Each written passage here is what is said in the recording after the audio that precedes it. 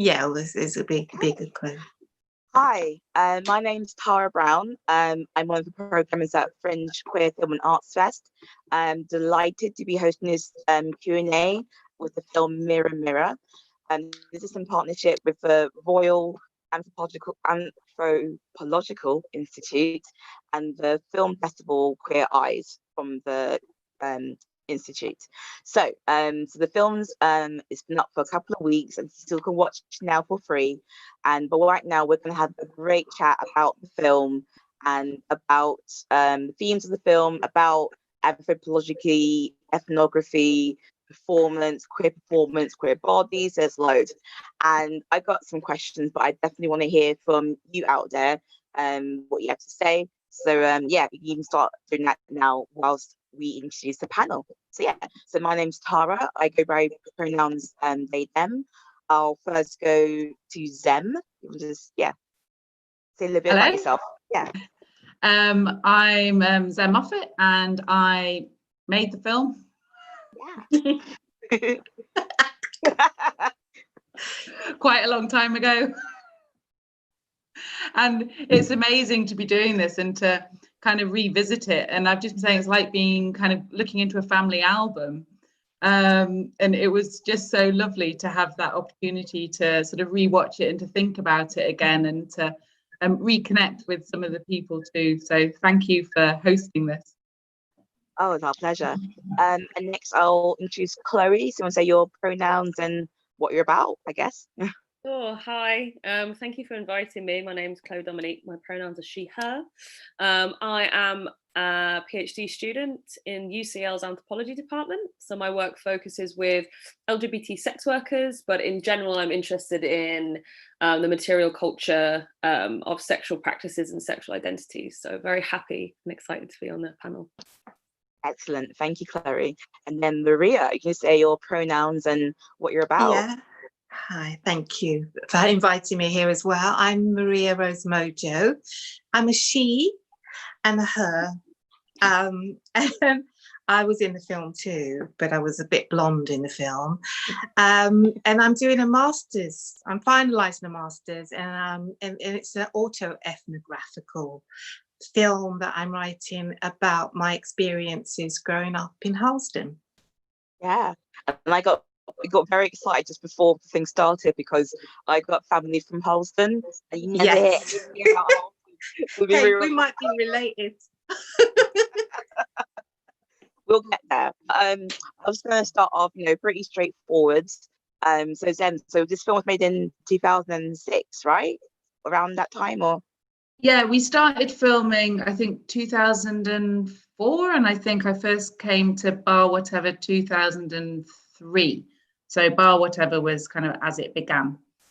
Wonderful. And then how did the project kind of come together? Did you chat with Ingo, or was it sort of your own idea? Well, the film is part of a PhD. So I wanted to get the two ideas of sort of documentary film and gender playing together. The idea is that documentary film is kind of a drag of reality, and gender can also be seen as a drag of bodies. And so I had this idea, and I came down from Manchester and came to London and started studying and looking for a place to try it out, to try it. And I was looking for a kind of a youth development film program, and there was nothing out there. All the funding had gone, and I was trying to kind of find people capturing their own queer identity, but there was nothing there. My supervisor's like, what are you going to do? And then I volunteered at what was then the Lesbian and Gay Film Festival, and met someone there who a couple of weeks after that said, there's this new club that started, you should come along. So I went to the second evening, I think, down below Gay's the Word, which is where it started. And I saw Josephine, who's in the film. It was her first performance there, and it was amazing. So then I came, and then I was quite quickly, because Ingo's very good at getting people involved, so I was quite quickly asked to be on the door. And I think the second or third time I was like, can I film you? And it really was actually desperation, because I had to have a subject. Oh wow. Okay. And my supervisor was like, what happens if the club doesn't survive? And I'm like, well, there's a story in that. Yeah. And I think Ingo also said to me before that they were determined to keep the club open, because I had to do my PhD and there needed to be a story. So it kind of was mutually supportive. Oh, wonderful. Oh, I mean, it's a very exciting way to get started. And we already got a comment from someone called Shanti, and they're just saying how wonderful Hello, to be Shanti. Maria. And they remember the filming days so well. Big love to you both. Oh, that's so sweet. Hi, Shanti. So Maria, were you performing with Bar Whatever at the very start, or or you before? One of the I think near the start, I heard about this club going around, and I performed as like Marilyn at the Black Cat before, but only as a bet, because I was there too while drunk one day. I said, I'm going to get up stage as a lesbian Marilyn. And suddenly the next Sunday I was up on stage, and I won the heats, and Regina Fong at the time said, so I was comic genius at the time. But then I found Bar Whatever, and it just fitted me perfectly, because I'm at the time I identified as queer femme. Now I'd say I'm more of a queer woman, and that's because I don't know why, but my version of femme now has changed a lot.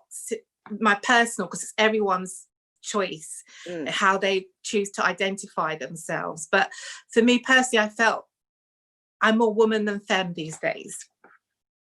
Yeah, I know that feeling. Like I describe myself as like a queer black fat femme, because I got the femme thing, but I don't necessarily see myself as a woman. So it's that they them thing, but you kind of stumble through it and do whatever works at the time, don't you? Yeah. And then how did it feel to be sort of having your performances filmed? Because it's something, you start off as a dare, and now you're sort of on stage, all the time, like, and then someone's filming it, so it's like permanent. Like, how were you feeling about that? I didn't understand the permanence thing. Right. I understood Guinness, a lot of like pints of Guinness, mostly. I didn't quite understand the permanence thing. So I ended up performing as Marilyn at Bar Whatever, and then I was just asked, and it was by Zem eventually, and Josephine, who I spoke to, she says hi to everyone before this. Oh, wonderful. And then and Laszlo and Ingo, obviously, and Thomas of Tottenham was in it as well. So and it was about the community Bar Whatever, and it was just such an exciting time. So I felt good as a representation of a queer mixed race woman, queer femme. Yeah. Oh, wonderful. Does that answer your question? Every time what's happening, it keeps switching to my face and it puts me off. Oh no, your face looks fine. Like, honestly, like, you got yellow glasses, got your moon hairpin. Like, no, leave it. Your face is gorgeous. No, I kind of, like you were saying, you felt it was exciting. Like, you didn't understand the permanence of it, but you were still being seen and having that platform. So I was very concerned. I had when I was younger, I had anorexia, and when I was older, I had bulimia. So I was very, very conscious of the camera, believe it or not. It sounds bad, but I was, and how I was being filmed.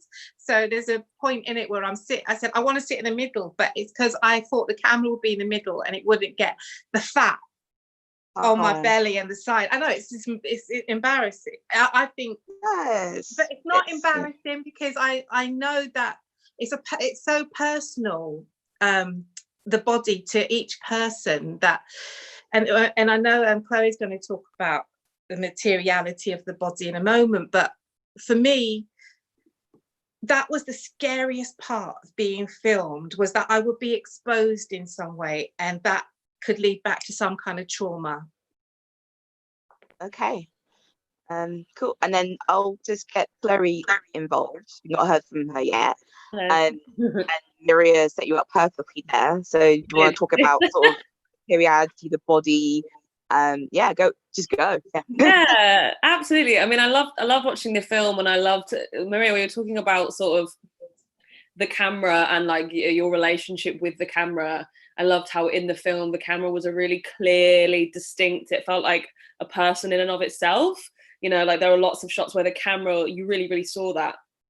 And I think we're talking about sort of from Zen talking about like the process of like almost a sort of semi-auto-ethnographic kind of situation of like you doing ethnography in a community that you're really part of and that you really care about before you do the ethnography. Like most anthropologists, even if they don't have a personal connection to the communities that they're working with, by the end there's always a deep personal connection, absolutely. And I think autoethnography is, I've personally done some my master's thesis was sort of semi-autoethnographic as well, and it can be really powerful, and it can be really sort of affirming not only for the anthropologist but for the community. Like you're saying, is that you've got this record, you know, there's this sort of like there's this time capsule of 2006 bar whatever, you know, which you know people have in memories or people have on their like, you know, their computer drives, but it's never really brought to the fore in the way a documentary is. But it can also bring a lot of challenges, both for the anthropologist or the documentary filmmaker or the sort of the person looking in, for want of a better phrase, and also for the people that you're working with. And what I loved about was the inclusion of the performers and the scenes where the performers are discussing the footage. And it was a real sort of people going like, why, or like don't like that, or actually I really like that, or, you know, and giving them advice and being like, don't do that, do this because I want this. And that was really, I think documentary filmmaking, or, you know, any attempt to capture a group of people or a community is hazardous and it's dangerous. You want to do justice and you sometimes don't, and I think that inclusion of that process was a really powerful one. So yeah, I thought it was brilliant in that kind of way. Thank you, Chloe. And Zem, because we're getting a couple of questions in, so I think I'll start with a question from Joanne. What is autoethnography? I think if we can sort of, me included, get a sort of base understanding of what that means in lay terms, then we can just dive in deeper. So yeah, what do you think of that term? Well, I think it's what I did. I'm not sure if I actually used the term in my thesis. I think it was kind of as a term was coming into being, maybe, when I was doing it. But Jenna, I can be sort of held right here by Chloe.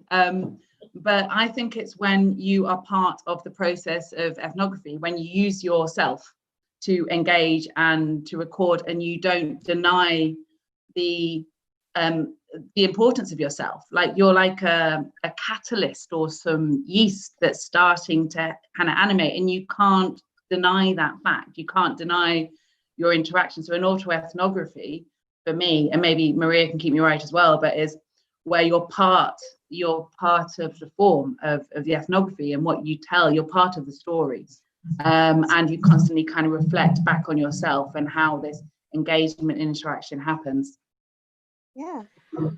Maria, did you want to respond to that at all, or do you? Well, for me, I think it's more, I mean, I know what you're saying about autoethnography, but I think with you, it's, even though you're involved in it, I don't see it as a group thing. I think for me, autoethnography means a personal kind of interrogation of the self as a memoir, kind of, or because ethnography is a study of subcultures that aren't necessarily belong to you. So that's why you were the autoethnographer within the ethnographic filmmaking, I think. But for me personally, this is autoethnography stands for the understanding of what it is to be affected by spectres that dissociate a person who is mixed race, being me, and how this dissociation is brought on by kind of a witch hunters of society trying to fit you into margins of normality. And for me, I think that's what explaining my experience is what autoethnography means.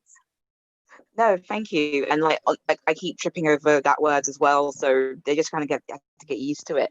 And you were kind of talking about, like, you're being filmed, that you're thinking about the future. Like, when I don't know if you watched it recently, like, how do you feel sort of looking back on it? Do you feel like do you kind of see where you were at that point, and does it kind of make sense, or are you kind of like, oh, I don't know? Or yeah, I see it. It's funny looking back. I think 10 years ago, if you'd asked me the question, I wasn't very happy with it.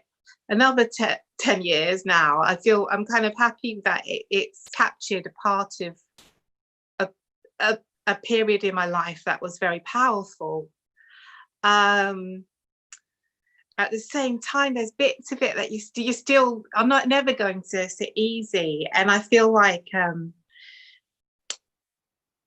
that I like sort of things to be kind of transparent and sort of easy for we all to communicate with each other, and I think that's lacking in the sadly in the queer scene and in the queer Black scene, that sometimes those kind of things we really need to we've got to own our privilege as well, is what I'm saying. We need to own our privilege. And back then I tried to think, was I privileged in some way? And I think I was privileged being in a film. But now when I think of it, Zem, I think I was this in the last month or so, it dawned on me as a student in white academia, that you can't. I asked for a Black tutor just to feed back on some of my work. And it's humiliating that 2 years later, I haven't got one, just for feedback, just for one feedback. And then I asked myself, why is it that I have never applied for Arts Council funding? I've never done it because I didn't feel worthy enough. Yeah. Because I can only speak from my experience, and I believe it's for others like me, that if you're going out there and asking for things over and over again, you get used to accepting crumbs. And that's why I think it was so important for this film to look at all of us with our own little, our own little minority things. And but I do wonder, like, there was only one Black person who I've worked under who received Arts Council funding out of about 40 people. And it's not white people's fault, I'm not saying that, but it just shows you how the disparity, how it polarized it is, that there's so much confidence with white privilege. Yeah. Thank you, Maria. I can see that you're sort of feeling really vulnerable there, because like I said, I've been doing this in my own way for the last few years, sort of being like, oh, I'm here, should I be here? And just sort of, sort of having to sort of ignore that, but also figuring out the process of that.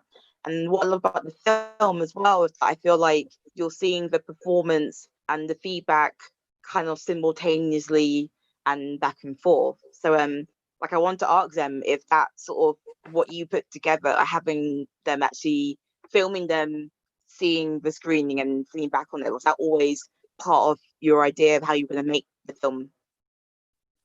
Yeah, it was important for me to share as much as I could, to share the power, to share the control, and to try and level the playing fields between me looking down with the camera and sort of capturing, which is your old anthropological trope of kind of like looking down, like literally looking down on someone, and actually trying to level it out and say, this is a conversation, this is a dialogue. And for me also, with the kind of the gender chat and the sexuality chat, like for me, identity is formed in conversation. So it was important for me to reflect that as we kind of, someone puts their identity forward and someone has a conversation about it, and then it shifts and it changes. So I was constantly trying to do that sort of to and fro. But it's quite funny because back in the day, it was literally I'd film and then I had to go back to my little VHS recorder and record it all and then give them sort of like VHS tapes. And then towards the end, I was able to sort of like do DVDs. But it's really interesting for me how different people did the different characters, kind of how you all responded. So there was, and I saw that also as a learning experience. So I learned about each character because of how each responded. And so I was able to then try something else. So I'd watch footage or I'd watch it with them, and then we'd come up with another idea. So Trevor Forever going to Speaker's Corner. And that all comes out of watching the footage with him, and then going out, and so it was a kind of a growing film. I have over like 86 hours of footage, which I wouldn't recommend to any documentary filmmaker. Yeah, I always find that that's the most terrifying part of filmmaking for me, is actually sort of like, oh, I got all this stuff and I have to go in order for reasons. Oh no. I've got a question for Chloe. So they're asking, so about Mirror Mirror, what do you feel this work shows about that specific time in queer bodies and history in relation to your work? That's an interesting question. Yeah. What does it show? Time. Yeah. Woo! In relation, what does it show in relationship to my work? Well, I was thinking about about what it means to do like ethnography in spaces where there's a kind of heightened desire. So where you know, like spaces like nightclubs or sex parties and things like that, where you go to desire and to be desired and to be recognized by certain people there, and to recognize certain people there as a sort of, you know, for confirmation of your identity and a sort of like self-validity. And I guess I was sort of thinking when I was watching the film earlier about the built environment of the bars and spaces that that Zen was filming in, and basically how built environment, so where we are and what we do with certain people, really affects how we behave, and like the built environment in and of itself, like what kind of affordances that creates for us. So sort of like, you know, like a typical bar, you'll have like this current of sort of traffic, and then you'll have the queue at the bar, and then you'll have these kind of like dark secret little corners going on, and then maybe do you hang out in the smoking area and that kind of thing. And I was thinking about like how that related to my work and like my position as an anthropologist in these kind of spaces. And I guess I don't really have an answer to how to sort of how that kind of like the documentary at the time relates to my work right now. Yeah, I mean, is there anything, I was wondering, is there anything that you think, like when you, well, back in the days when we went out to clubs, is there anything that you sort of, I know, that you maybe recognize in our current built queer spaces, looking at I mean, like there's that scene with that awful back cloakroom, dressing room, fire escape that had hangers, sort of thing. Maria had to kind of crawl under. Yeah, that was I mean, Ingo really had to force you to use that. It was you had hangers. Occupying spaces, terrible. Yeah, terrible. Yeah, I guess in terms of queer space, and like if we think about just like in London, for example, if we think about like the gentrification of London, we think about like the gentrification of queer spaces, thinking about like the history of white wealthy queer people gentrifying before the heterosexual middle class people come to gentrify certain areas of London. We're a lot of us are complicit in it, whilst also experiencing it. And I guess particularly when it comes to sex workers and the sort of relationship that queer people have with sex working communities, is like there's a hierarchy of value within the communities in themselves, and then there's a hierarchy of value in the wider world, in the normative world. And it sort of, like you were talking, talking about that cloakroom scene that's just like really like symbolic of like just shove them over there, and you're like, no, fuck off. Like I want my dressing room. I want my dressing room. I want it right now, and I deserve it. I want a mirror. I want a mirror. Like how dare you? And I think there's this sort of constant there's this sort of like kind of constant tension that we come up against, both within communities and the tension that comes from outside. Like Maria sort of talking about like white academia, and like just your attempts to have a black mentor or have a black tutor, like how difficult that was.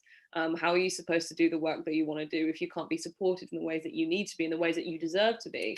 So I guess those are the kind of the connections that I would draw. It's just like there's the stuff in here, and then there's the stuff out here, and it's like there's a lot going on.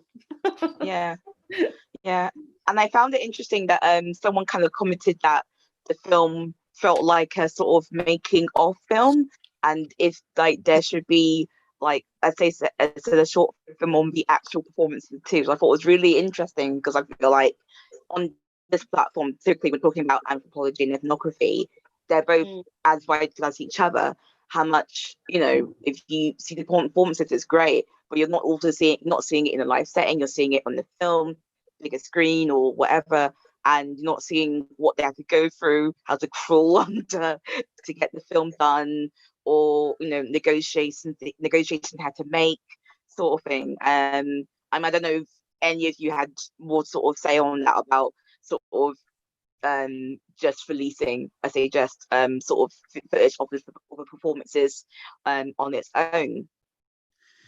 I think this is probably a good point to highlight either the Bishopsgate Archive or the Whatever World website, where you can see sort of performances from start to finish that are still going on, which is amazing. It was a kind of a dream and inspiration of Ingo's back in like 2004 or something like that, and it's now Whatever World, and it continues to grow. So you can see proper like performances from start to finish. And then they are also Bishopsgate Archive in London are putting together the whole archive and sort of history of Whatever, all the flyers and everything like that, and film stuff.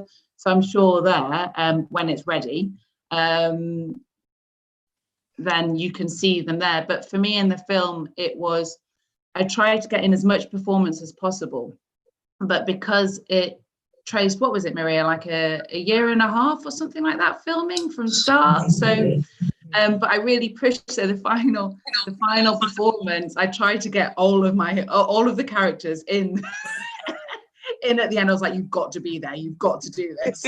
So we had one scene with everybody in, and that's kind of the best I could do in a year and a half and within hours, with 60 minutes. But I agree, it's absolutely lovely to see an entire performance. It's fantastic.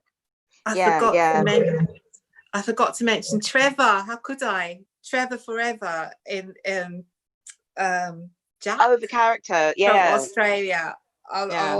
That phenomenal comedy genius. Brave. And he was the one who really brave. Buoyed us up. He really buoyed us up, didn't he? He was just just really funny. The whole, if any one of us was feeling like, oh, this would be like, he'd just say something really, really fantastically, brilliantly stupid, and we'd be like, as Trevor. But those things, those memories are priceless, and I think that's why, they say history is rewritten by the powerful, and I think archiving all of this and please hoping that it stays in history and that we are remembered is really important, and how we've been how we have queerly resisted along the way. I think it's really important, and the performances I think were just hilarious. to be honest. I think the performances, I wouldn't say they were like my best, but I had a great time. Oh, I mean, they have an energy about it always, man. It's true. Like, I think you mentioned them at the start about your tutor being like, "What if it closes?" And it's like, well, you know, queer spaces, queer partnerships, relationships, they fall together, they fall apart all of the time. I mean, you know, like it's kind of another. I mean, that's probably a whole other bloody conference about queer chemicality and whatever. But you know, it's still important to know what those memories are, what those performances were, because maybe it would have closed in a couple of months' time, but even wouldn't it still have been important to capture those moments and to see that queer performance is eternal and it's always going to be doing things. And you know what I mean, like the youth dem can sort of come through and be like, oh, you know what I mean, like there's this massive beautiful carpet of gender mess and creativity and uncomfortableness. The speaker's corner thing had me terrified. I wanted to drive and be like pick him up and like, no. That was amazing. Actually, Zeb, how's that? Was that Trevor's idea, or was that sort of, I guess yeah, Jack wanted to go to Jack's Trevor's the character name. Jack wanted to go to Speaker's Corner, had this idea and used and together we did it. So they wouldn't have done it if I wasn't filming. That's what I was thinking, like the camera. So it was kind of collaborative. So the camera, as you say in the film, the camera gave Trevor Forever a safety frame, and then we lost each other, and then all of a sudden it was lost. So that was that kind of commentary that I try and keep going in the film, like always drawing the viewer's attention to the frame and going, well, this is shifting and people are reacting differently. But it was, it's one of my favorite, there's lots of favorite bits in the film, but I think that's very special.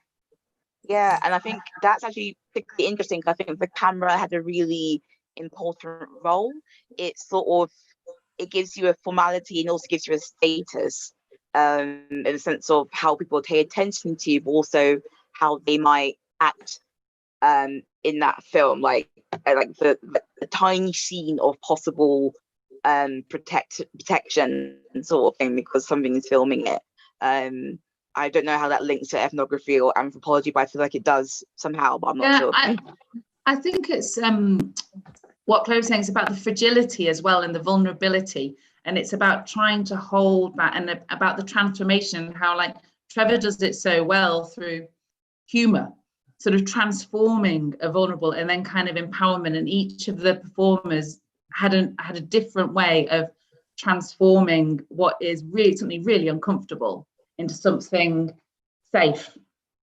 And I hope that the film shows that tension constantly playing, but there is something really interesting about queer and how queer for me is a transformative term. So it's constantly about creativity and humor and largesse and but constantly revolving. It's in constant motion. Wow. Yeah, and then because I was thinking, do you have something to say, Chloe? Or yeah, I was just sort of following on from what you were saying, Tara, about the sort of like the camera and the role, and I loved watching the drag performances. But what I most specifically like, because I'm just like a little bit of like a nosy voyeur, which I guess is why I did anthropology in the first place, right? I'm just nosy, just want to like see what people are up to. But I love the way that people performed to the camera. So Maria, there's a couple of scenes where you're sort of getting ready for your performance, and you shift registers when you're talking to Zem and you're talking to the camera. So you talk as you, and then you talk as Marilyn, and you're kind of flirting with Zem a little bit, and you're kind of like flirting a little bit, and I love flirting us. I love those little moments. I love them. I loved and watching, you know, as you sort of did the as there were some of the scenes where you sort of walked through the spaces and stuff, how people responded to the camera, and like knowing that it's there, and knowing, you know, not knowing how to perform but kind of wanting to perform, and kind of like, I think a lot of that I feel really resonates with you're talking about sort of like queerness as being a kind of like constantly in constantly transformative process. For me, a lot of queerness is a performance for the other. It's performance for other queer people. It's performance for recognition. And I was about to say. And I don't mean performance in terms of inauthentic. I don't mean to that's not what I mean. And when I'm saying that word, I mean just how we interact, how you interact in a heterosexual space versus how you interact with people in a queer space. There's that gorgeous like excitement, and it's like it's in the you know, it's in the sweaty ceiling and on the sticky floors, and it's the whooping of the crowd, and it's you shifting your registers, and that for me is that beauty of the queer performance. I think it's just like really, really stunning, and Zem, you really showed that. And yeah, I love that scene. Honestly, I like rewound it. I thought it was really funny. Like, do you think I need a boob job? And Zem sort of like, I don't know.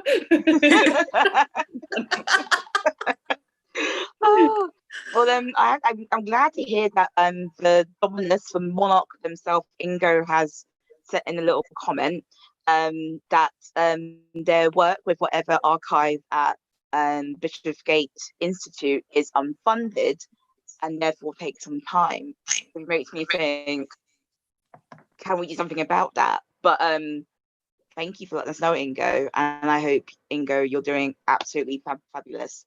Love you very much. So I was thinking, you know, through the film as well as this queer performance and the shifting sands of that, is the relationships between you and, I usually say, because I've heard filmmakers say subject, which I don't like, but I guess collaborators, like between the filmmaker and who they're sort of filming in the film. How, and I'm thinking, not just for them, but for Chloe and Maria, because I imagine either happening to you or you organizing it. How do you build and maintain those sort of levels of trust in your work? Yeah. Do you want me to kick off? Yeah, go. Well, I was reminded by the chat just now that I was asked, an academic put it to me in a serious conference that my methodology was flirtation. I was like, yeah, you're probably right. So how did I keep everybody on side? I think drank lots of cups of tea and tried to listen and chat and keep trying to explain the purpose, what I was doing.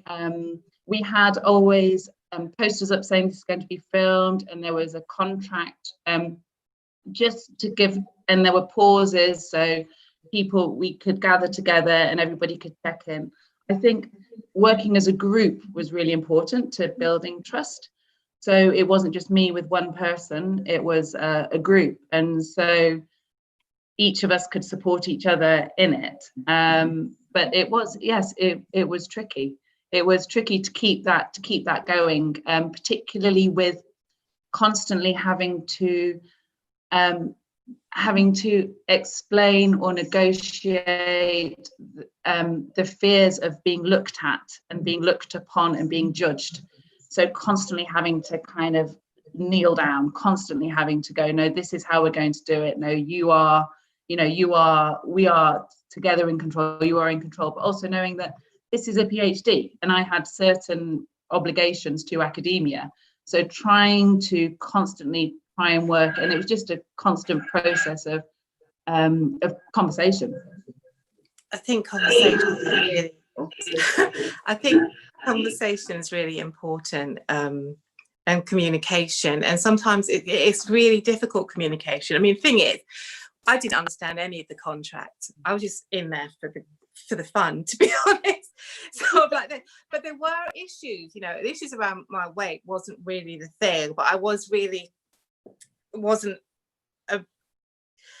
about being filmed at certain, that wasn't it. But other issues that can, we spoken with them, and I think Laszlo meant about trans people being reduced to their genital, and so that question that wasn't, we weren't happy with it at that point, and even now that happened, and like, I don't want to say it because it's kind of just perpetuates it, but it's those kind of sort of trans awareness we've moved on since then. And just to kind of, I think for myself, I'm only working with myself, but I am also working with a mum and daughter who are playing younger versions of myself. So I'm very hot on ethics and just safety, really, right? Psychological safety and esteem, that they get esteem, you know, really good self-esteem, confidence building, because I think that's what's lacking with people who have been marginalised. I don't know if that answers your question. In fact, I think I forgot what the question was. It was sort of like building trust between you and the people you're working with. So you have kind of said that, you know, you say you're very tough on your ethics, and that you want to make sure people are comfortable. I mean, is there anything you want to add to that, or?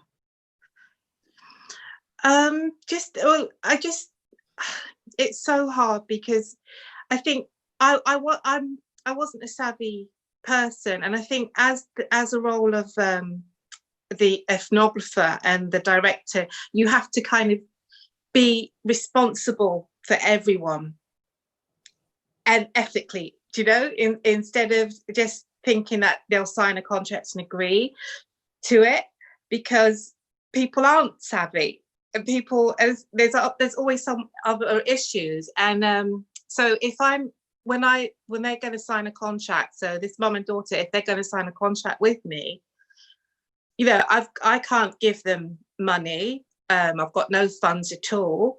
But I have said they would, if I ever made any cash out of the film, that they would be part of it, and I put them down as producers.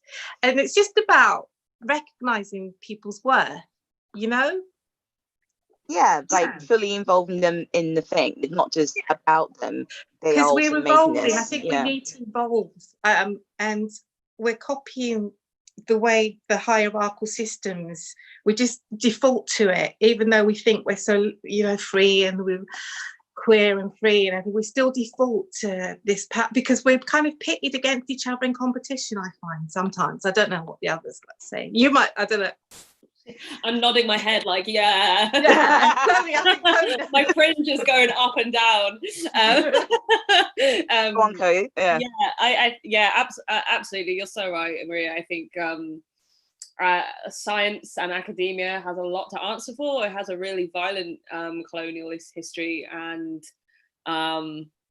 we have to reckon with that, and we have to recognize that. I don't think it does much good sweeping things under the carpet, and currently right now a lot of stuff is being brought to the surface, and rightly so, hundreds of years too late, but nevertheless, I think well, we're talking about like the question of ethics. I think I totally agree with both Maria and Zem. It's like it's not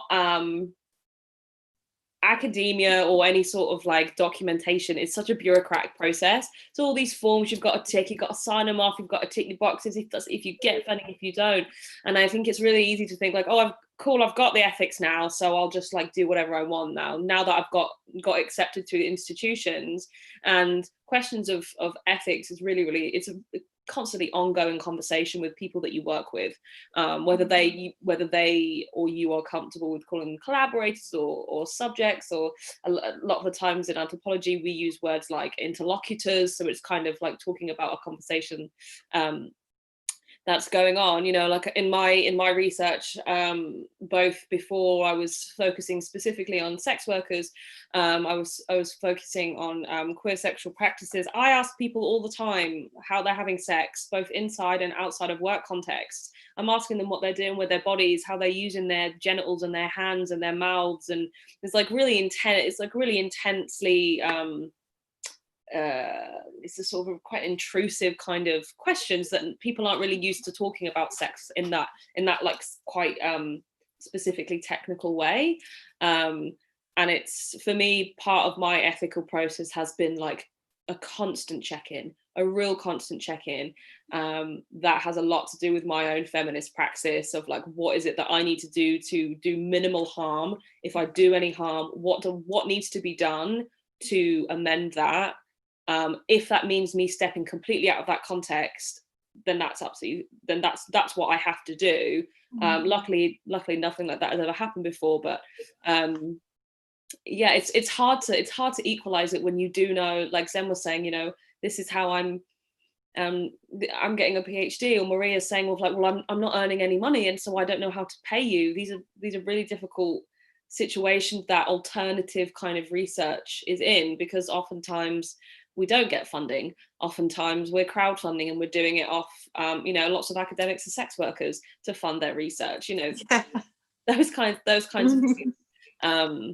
So it's definitely it's a difficult conversation, but it's really good that it's difficult, and it's really good that there actually isn't an easy answer, and it has to be negotiated. That constant negotiation. Yeah. Constant going back and forth. So then, like, if you were, you know, bar whatever still going every Tuesday, if you were, you know, if you were making this film again, is there anything you would change? Yeah, I saw that question. No. No. I did everything I could, and I think, yeah, it's kind of stood the test of time. It's amazing that it's still being watched, and it's on various sort of academic programs, and it's being taught, and it's being discussed, and that's just brilliant. So I the films that I make now are nothing like that. Oh.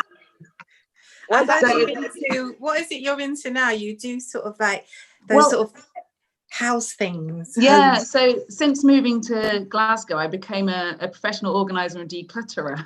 So,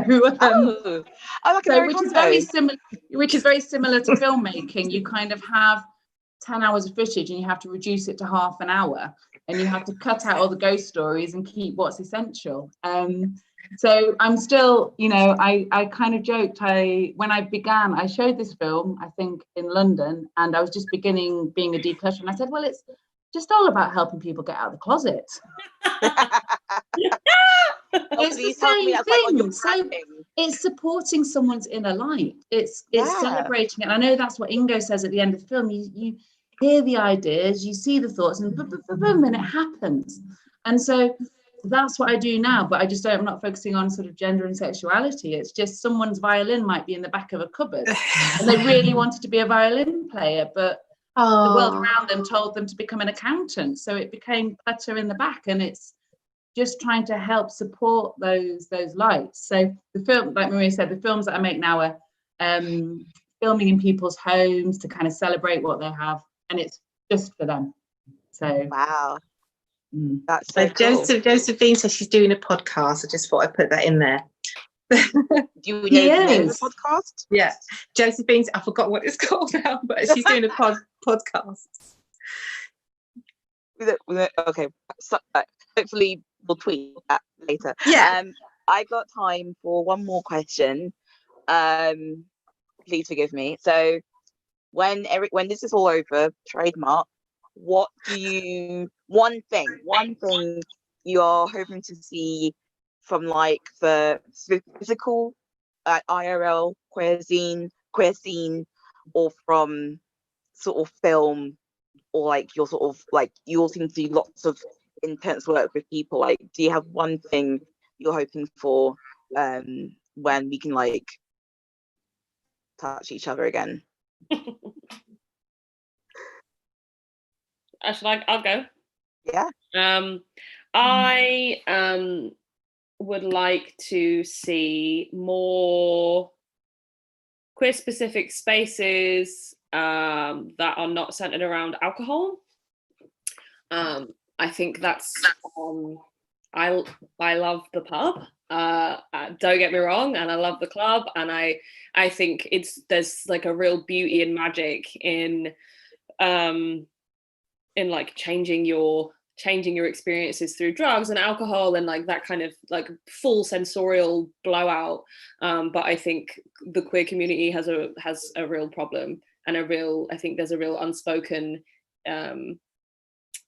issue around drug use and alcohol use. So it would be really cool to see some queer specific spaces for people who are just coming out and they feel sort of like, oh cool, I've got to go and get like really, really, really drunk to have my first sexual experience, because the only place I can do it is like on an app or in this club. Like I would really love to see more of that. And I know lots of things have been starting, and there are lots of existing things, but I think now that there's more of a focus of like in real life, I want to see you and touch you, that would be a really beautiful thing. Awesome, thank you, Clary. Maria, you're next. I'm picking you. Okay. I would like queers to support each other with radical love, even if they don't get on with each other. I think you should follow back people of queer who you know,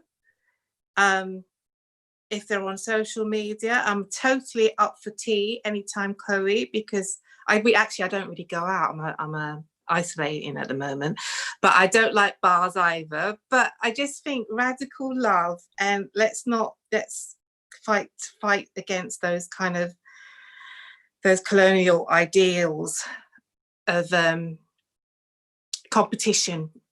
We're not in competition with each other. That's all. Just kindness. Be kind to each other. Oh, it's beautiful. Thank you. And Zem.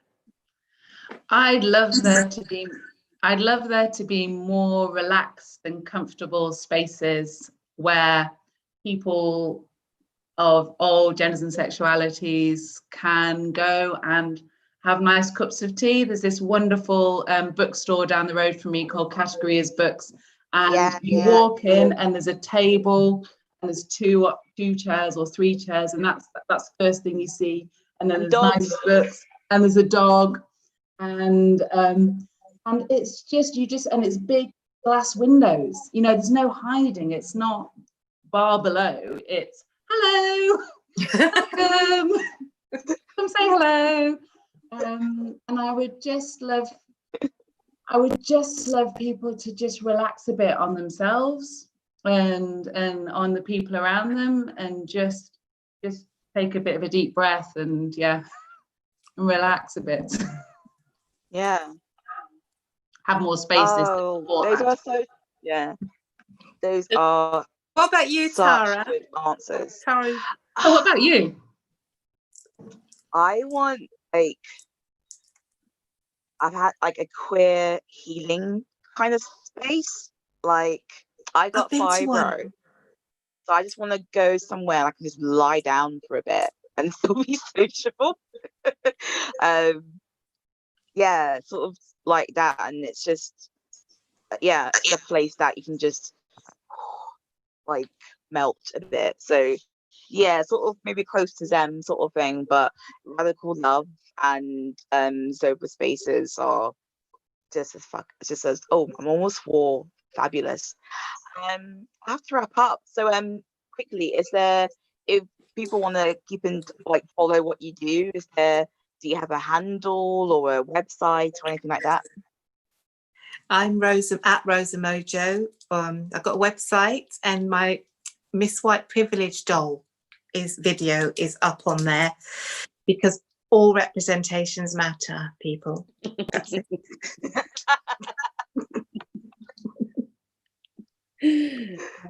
I have a baby website. Needs a bit of work. It's on matsexcult.com. So that's matsexcult.com.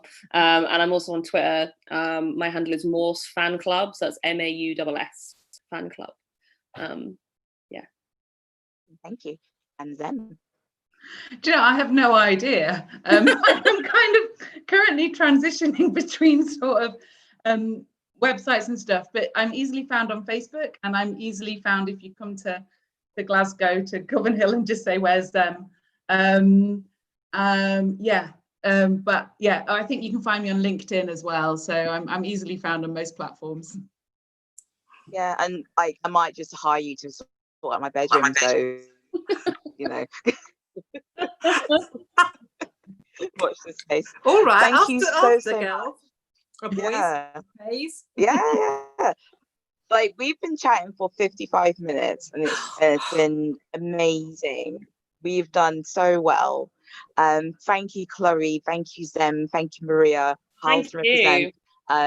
Mirror, Mirror. I think you can still watch it till tomorrow for free on the Royal Anthropological Institute website.